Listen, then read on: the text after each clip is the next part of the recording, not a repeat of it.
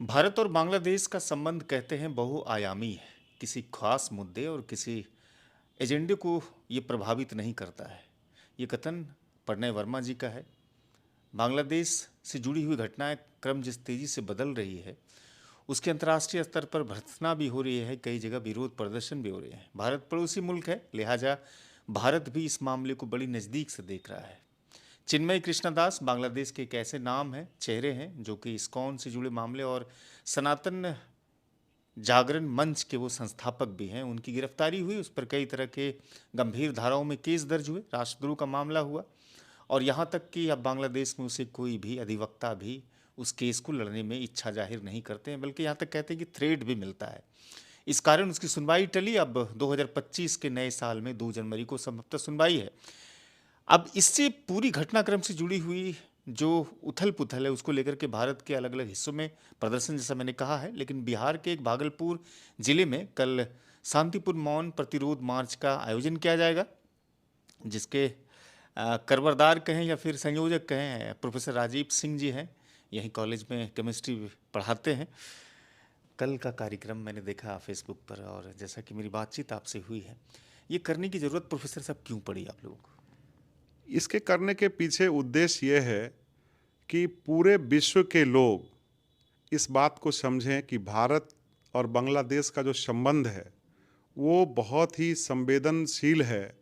हमारा उनके लोगों के साथ अच्छा संबंध रहा है और हम आज जो उस देश में घटनाएं घट रही हैं उससे हम सभी बहुत चिंतित हैं। हम ना केवल वहाँ के जो अल्पसंख्यक हैं, हिंदू हैं, उनके ऊपर जो आक्रमण हो रहा है उनके लिए चिंतित हैं, बल्कि वहाँ जो व्यवस्था बिगड़ रही है हम उसके लिए भी चिंतित हैं। और कुछ कट्टरपंथी ताकतों के दबाव में आकर के जो वहाँ की आर्मी और पुलिस जो अभी इनइफेक्टिव हो गई है, हमारा पूरे दुनिया के लोगों का इस तरफ ध्यान आकृष्ट कराना है। खास करके यूनाइटेड नेशन, एमनेस्टी इंटरनेशनल, विभिन्न मानवाधिकार संगठन, एनजीओ, जो सभी एक दूसरे से जुड़े हुए हैं कि आप देखिए और इसमें इंटरवेन करिए। वहाँ के लोग, वहाँ के हुक्मरान जो अभी अंतरिम सरकार बनी है, उनके ऊपर ये दबाव डालिए कि वहाँ स्थिति जल्दी से जल्दी सामान्य हो और वहाँ रहने वाले सभी लोग जैसा पहले सुरक्षित थे, रह रहे थे, पढ़ाई कर रहे थे, व्यवसाय कर रहे थे और उनकी प्रगति थी, वो कायम हो।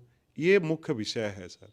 अच्छा सर, मैं एक और चीज़ की तरफ आपको लेके जाना चाहूँगा। जब से सरकार वहाँ पर बदली है और जब से अंतरिम सरकार आई है वहाँ पर, उसके बाद से इस तरह के वारदात कहते हैं कि उसमें इजाफा हुआ है, उसकी वृद्धि हुई है। लेकिन बांग्लादेश के कई नेताओं का, यहाँ तक कि छात्र यूनियन के नेताओं का भी ये मानना है कि हमारा जो डिप्लोमेटिक मिशन था उसमें भारत हस्तक्षेप कहीं ना कहीं किया है। तो इस मानते हैं कि हस्तक्षेप के कारण भारत के वहाँ के जो हिंदू हैं, अल्पसंख्यक या फिर बौद्ध हैं या फिर जो भी कम्युनिटीज़ वहाँ पर माइनॉरिटीज़ में हैं, उसके ऊपर इस तरह का हमला शुरू या फिर उसकी जो नैतिक चीज़ें थी उसके साथ छेड़छाड़ होना शुरू हुआ? ऐसी बात नहीं है। यह भारत का कोई डिप्लोमेटिक हस्तक्षेप नहीं है। बांग्लादेश का जन्म ही हुआ था 16 दिसंबर 1971 में, जिसको हम लोग भारत में विजय दिवस मनाते हैं। और उसमें जो बंग मुक्ति आंदोलन था, जिसके मुजीबुर रहमान हमारे अगवा थे, उनको समर्थन दे करके भारत ने बांग्लादेश को एक स्वतंत्र देश बनाया। और उसको पाकिस्तान, जो पश्चिमी पाकिस्तान के लोगों के द्वारा जो वहाँ अत्याचार हो रहे थे, वहाँ के बंगाली मुसलमानों पर खास करके जो अत्याचार थे, उसको दूर करने के लिए उस देश का निर्माण ही हुआ और वहाँ काफ़ी अच्छी स्थिति रही। दुर्भाग्य से 1975 में उसी शेख मुजीबुर रहमान साहब की हत्या हो गई। 28 लोग उनके परिवार के मारे गए। 2 लोग थे, उनकी बेटियां, जो एक वहाँ की प्रधानमंत्री अभी थी शेख हसीना, वो और उनकी बहन, वही 2 बचे जिसको भारत ने उस समय भी शरण दिया और उनका नामांकन कराया गया। यहाँ दिल्ली के महाविद्यालय में, कॉलेज में उन्हें पॉलिटिकल साइंस में उन्होंने पढ़ाई की।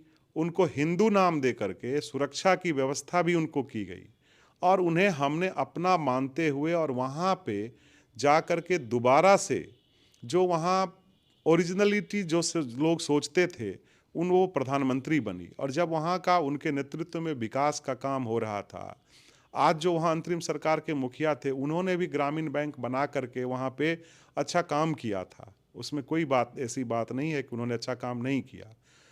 और उन्हें नोबेल प्राइज़ भी मिला। तो ये सारी घटनाएं जब वहाँ हो रही थी तो बांग्लादेश के विकास में, वहाँ के ह्यूमन डेवलपमेंट इंडेक्स के बढ़ने में भारत कदम से कदम मिला के चल रहा था। लेकिन कुछ कट्टरपंथी ताकतों के बहकावे में आकर के छात्रों ने जो आंदोलन किया, उस आंदोलन के बाद जब उस प्रधानमंत्री को भागना पड़ा देश छोड़ करके, तो भारत के सामने अपनी बेटी को संरक्षण देने, बचाने के सिवा कोई ऐसा उपाय नहीं था। इसी चीज़ को बांग्लादेशी बुरा मानते हैं। ये जो है यह बुरा नहीं कोई भी देश, कई देशों में सरकारें आती जाती हैं, उथल पुथल होते हैं। भारत जैसा लोकतंत्र सब जगह नहीं है। वहाँ के राज्य की जो एक आदमी को के ऊपर कूप, जिसे हम लोग कहते हैं कू होता है, मिलिट्री कू, तो लोग वहाँ एसाइलम के लिए दूसरे देशों से शरण मांगते हैं। ये अंतर्राष्ट्रीय संधि में भी है। यदि ऐसा कोई राष्ट्राध्यक्ष कहीं शरण मांगता है तो उसे मिलना चाहिए। आप पाकिस्तान का उदाहरण देख लीजिए। नवाज शरीफ साहब को जब वहाँ के मिलिट्री ने हटाया तो सऊदी अरब ने उनको संरक्षण दिया, लंदन में वो रहे। अच्छा, आपके कार्यक्रम के विषय में थोड़ी सी जानना चाहेंगे। ये जो शांतिपूर्ण विरोध, कल शांतिपूर्ण मौन प्रतिरोध मार्च जो आप लोग निकालेंगे, तो क्या इसमें समर्थन केवल आप लोगों का है या जनसंघ का भी है या फिर भारतीय जनता पार्टी का है, या कौन कौन से लोग आपके कार्यक्रम के कल के कार्यक्रम में जुड़ेंगे? आज जो ये कार्यक्रम हो रहा है, इसमें राष्ट्रीय भारतीय समाज ऐसे एक संगठन का अभी निर्माण किया गया है, जिसके बैनर तले पूरे भारत में इसमें लोग जुड़ रहे हैं। इसमें राष्ट्रीयता से जुड़े हुए जितने भी भारतीय समाज के लोग हैं, इसमें सभी धर्म पंथ के लोग से हमारी बात हुई है। और आज के हमारे प्रेस कॉन्फ्रेंस में यहाँ खनकाह पीर दमरिया के जो हमारे चेयरपर्सन हैं, उनके भी नुमाइंदे वहाँ आए हुए थे। जी, शाह फखरे आलम हसन का उनके नुमाइंदे वहाँ आए थे। उन्होंने कहा भी कि हम इसका विरोध करते हैं, वहाँ जो जुल्म कर रहे हैं उनको भगवान सद्बुद्धि दे और वो इसको जल्दी से ख़त्म करें। यहाँ गुरुद्वारा प्रबंधक कमेटी के भी लोग आज आए थे, उनके भी लोग रहेंगे। कई तरह के संगठन, हमने विभिन्न राजनीतिक दलों से भी संपर्क किया है, वो भी रहेंगे। इसमें भाजपा के भी जुड़े हुए लोग हैं, अन्य पार्टी से भी लोग हैं। इसको पार्टी पॉलिटिक्स से कोई मतलब नहीं है। यहाँ विभिन्न गायत्री परिवार है, पतंजलि समाज है, आर्य समाज के लोग हैं, दुर्गा पूजा समिति है, काली पूजा समिति है, शांति समिति है, एक नागरिक, तमाम लोग जुड़े। अच्छा, आखिर में और संक्षिप्त में प्रोफेसर साहब आपसे एक उत्तर हम जानना चाहेंगे, मेरे प्रश्नों का दीजिएगा। भारत की सरकार से आप किस तरह की चीज़ें चाहते हैं कि इस पूरे मामले को वो कैसे निपटाए और इसका निष्कर्ष कैसे निकाले? भारत की सरकार से हमारा यही अनुरोध होगा कि आपके जो भी संबंध हैं, आप उन संबंधों को वहाँ पर दूसरे देशों के साथ भी मिल कर के, आपके जो मित्र राष्ट्र हैं, बांग्लादेश के भी उसमें से मित्र राष्ट्र हैं, ऐसे कॉमन कंट्रीज़ के लोगों को आप वहाँ पे दबाव बना करके वहाँ की जो अंतरिम सरकार है उससे ये उनको ये निर्देशित करें और उन पर दबाव बनाएं कि वो जल्द से जल्द अपनी आर्मी, अपनी पुलिस को एक्टिवेट करें और वहाँ जो माइनॉरिटीज़ हैं, अल्पसंख्यक हैं, उनको सुरक्षित करें। ऐसा प्रयास करें। इसके लिए डिप्लोमेटिक चैनल, और मैंने पहले भी कहा कि अंतर्राष्ट्रीय संगठन, यूनाइटेड नेशन है, एमनेस्टी इंटरनेशनल है, मानवाधिकार संगठन है, ऐसे संगठन के द्वारा दवा, आज हम पूरी दुनिया में सारे मुल्क एक दूसरे से जुड़े हुए हैं। कहीं का हम पेट्रोल ले रहे हैं, कोई हमसे अनाज ले रहा है, कहीं हम कंप्यूटर के एक्सपोर्ट सर्विसेज का एक्सपोर्ट कर रहे हैं, कोई हमसे ले रहा है। तो सारे लोग जुड़े हुए हैं, कोई भी कंट्री इंडिपेंडेंट नहीं है।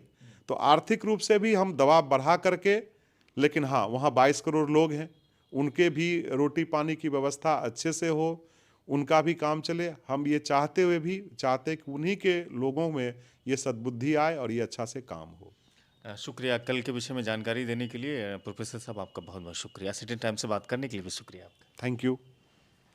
प्रोफेसर राजीव सिंह थे, जो अपनी कार्यक्रम के विषय में और अपने विचारों को रख रहे थे। वीडियो को अधिक से अधिक साझा कीजिए, चैनल को भी सब्सक्राइब कीजिएगा। फेसबुक पर देखते हैं तो वीडियो को वहाँ भी फॉलो कीजिएगा। आप पेज को फॉलो कीजिएगा, लाइक कीजिएगा। शुक्रिया।